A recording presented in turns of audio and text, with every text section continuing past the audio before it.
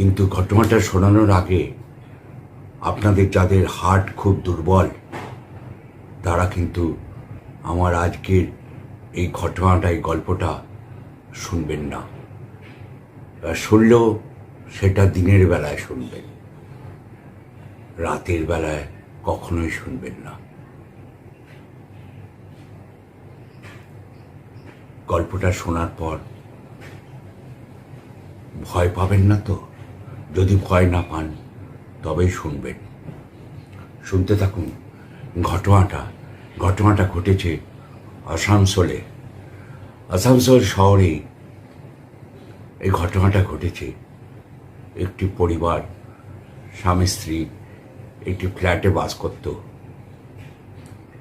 তারা ফ্ল্যাটটি ব্যাংকের লোন নিয়ে কিনেছিল।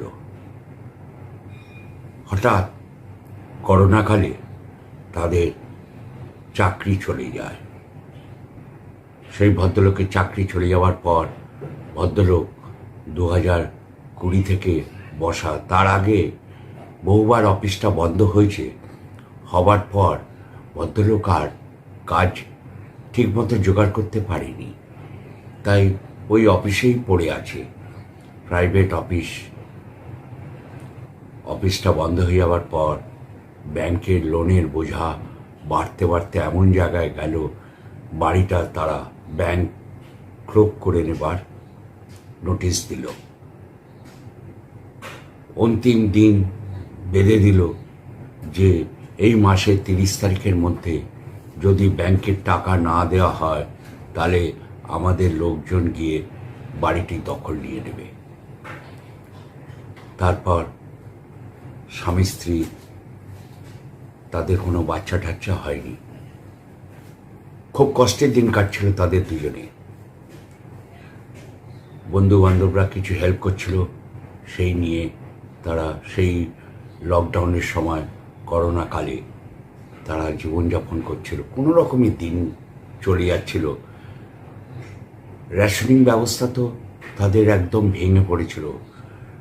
একটা জায়গা থেকে উঠে গেলে আর একটা জায়গায় যখন পড়ে যায় মানুষ, অবস্থা, তারা কারো কাছে তখন হাত পাততে পারে না সম্মানের জন্য, বা অন্য কোনো ছোটোখাটো কাজও করতে পারে না। তবুও লুকিয়ে চাপিয়ে লোকটি অন্য কাজ করার চেষ্টা করেছিল, কিন্তু করোনাকালে কেউ তাকে কাজে নিতে চায়নি। সমস্ত ছোটোখাটো অফিসগুলোও তো বন্ধ হয়ে গেছিল। তাই যেদিন 30 তারিখ ছিল মে মাসে 2021, মে মাসের 30 তারিখ, সেদিন ব্যাংকের লোকজন আসার কথা। তার আগের দিন 29 তারিখ রাত্রিবেলায় তারা দুজনে ওই বাড়িতেই আত্মহত্যা করে। একসাথে স্বামী স্ত্রী দুজনেই আত্মহত্যা করে, এবং আত্মহত্যা করার পর ওই বাড়ির প্রত্যেকটি দেওয়ালে লিখে গেছিল বড় বড় করে যে বাড়িটি অনেক কষ্টের পয়সা দিয়ে তৈরি, তাই বাড়িটি আমি কাউকে ভোগ করতে দেব না। তারপর ব্যাংকের লোক যথারীতি পরের দিন সকালবেলায় আসে। তাদের বাড়িতে কাজের লোকও ছিল না, তাই কেউ আসতেও না সেই সময় করোনাকালে। ব্যাংকের লোক যথারীতি আসে, সেই সময় এসে দরজা ধাক্কে, যখন দরজা খোলে না, ভেতর থেকে বন্ধ, তখন প্রশাসন সাথেই এসেছিল, পুলিশ নোটিশ নিয়ে।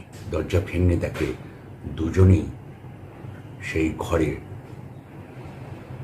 একজন খাবার ঘরে, একজন শোবার ঘরে, দুজনেই আত্মহত্যা করেছে সিলিংয়ে ফাঁসি দিয়ে, গলায় দড়ি দিয়ে দুজনেই আত্মহত্যা করেছে। কিন্তু এদের মৃত্যুটা কি সত্যি অনিবার্যই ছিল? মৃত্যুটা হওয়ারই ছিল? এরা কি বাঁচতে পারত না? বাঁচতে পারত, কিন্তু আশেপাশের কেউ সাহায্যের হাত বাড়িয়ে দেয়নি।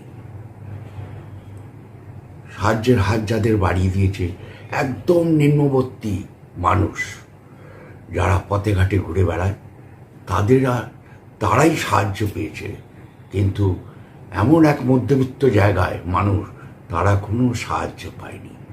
তাই আত্মহত্যার পথ বেছে নেওয়ার পর সেই ফ্ল্যাটটা নমিনি করে রাখা ছিল।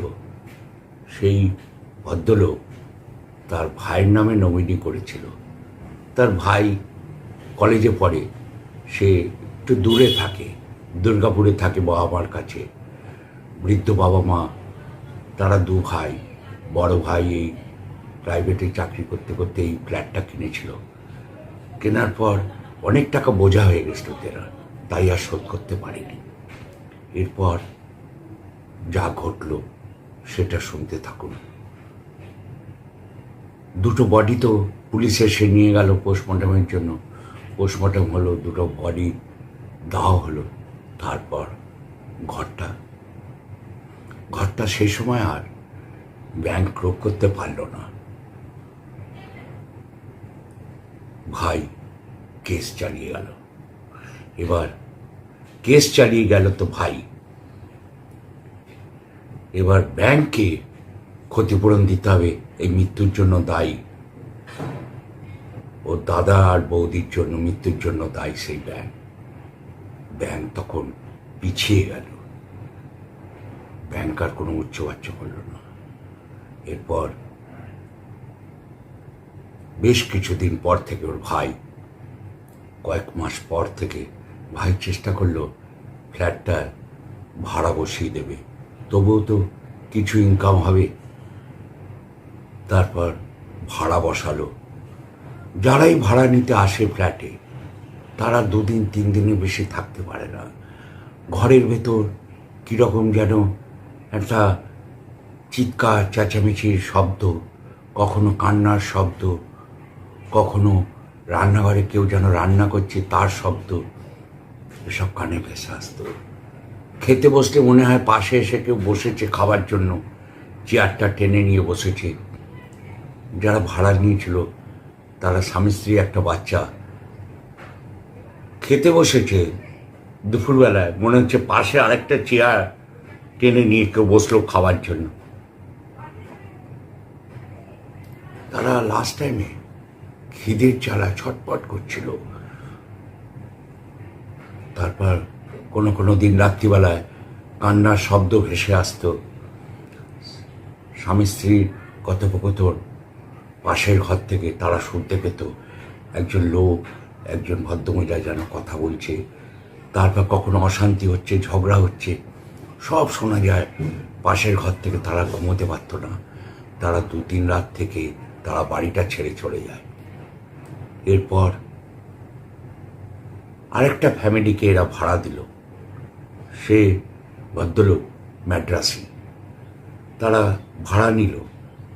সে ভদ্রলোক হাজব্যান্ড ওয়াইফ সদ্য বিয়ে করে এসছেন আসানসোলে। তারা যেদিন এসছে সন্ধেবেলায়, মানে ফ্ল্যাটে যেদিনকে ঢুকেছে সন্ধেবেলায়, সেদিনকে হঠাৎ ফ্ল্যাটে যখন খাবারের প্যাকেট দেখেছে, বাইরে থেকে ডিনারের সব প্যাকেট কিনে এনেছে, যে রাত্রিবেলা আর রান্নাবান্না করবে না, রাত্রিবেলা এই বাইরের খাবারই ডিনার প্যাকেট ঘরে করে নেবে। জিনিসপত্র গোছাতে রাত হয়ে গেছে। ধরুন একটা লাগেজ এক জায়গায় গুছিয়ে রেখেছে, সেই লাগেজটা ওপর থেকে ফেলে দিয়েছে। কোনো একটা সুটকেস রেখেছে আলমারির ওপর থেকে সুটকেসটা ফেলে দিয়েছে। একটা আলমারির মধ্যে কাপড় জামা গুছিয়ে রেখেছে, সেই জামা কাপড়গুলো যেন কেউ টেনে ফেলে দিয়েছে। মানে সেই ভদ্রমহিলাটা ভয় পেয়ে গেছে যে এই সুন্দর গুছিয়ে দিয়ে গেলাম, পাশের ঘরে যেখানে খাবার টেবিলের ওপর খাবারগুলো রেখেছিল, একটা প্যাকেটও খাবার নেই, কিন্তু দরজা বন্ধ, সব প্যাকেট খোলা, খাবার শেষ। তারা রাত্রিবেলায় খুব ভয় পেয়ে যাওয়ার পর সেই মাদ্রাসী ভদ্রমহিলা তার হাজব্যান্ডকে বলল, এখানে বোধহয় কিছু একটা আছে, এখানে আমরা থাকতে পারবো না। তাই ওই ভদ্রমহিলাও ভদ্রলোক ঠিক একদিন এক রাত পুরো থেকেছিল একটা রাত, আর দুপুরবেলা পরের দিন ঘরটা ছেড়ে দিতে বাধ্য হলো। তারপর ওর ভাইকে বলার পর ভাই অনেক চেষ্টা করেছিল বাড়িটা কোনো রকমে যদি ফ্ল্যাটটা বিক্রি করে দেওয়া যায়। ফ্ল্যাটটা বিক্রিও হয়নি, কেউ থাকতেও পারছে না। আর ঘরের মধ্যে সেই দাদা বৌদির ওর কথা বার্তা মাঝে মাঝে সন্ধে হলে রাত হলেই শোনা যেত, কান্নার শব্দ। আর মনে হচ্ছে কেউ যেন কিছু খিদে পেয়েছে, খেতে চাইছে। ওদের শেষ জীবনটা খাবার পেয়নি, 2-3 দিন ওরা খাবার পায়নি, তাই খুব বুভুক্ষ ছিল। তাই বাধ্য হয়ে তারা আত্মহত্যার পথ বেছে নিয়েছিল। সেই থেকে তাদের আত্মাটা এখনো ঘরের মধ্যে, দুজনের আত্মা এখনো ঘরের মধ্যে ঘুরে বেড়াচ্ছে। সে আসানসোলের ফ্ল্যাটে তার ভাই দুর্গাপুর থেকে আমাকে লিখে পাঠিয়েছে, যদি এটা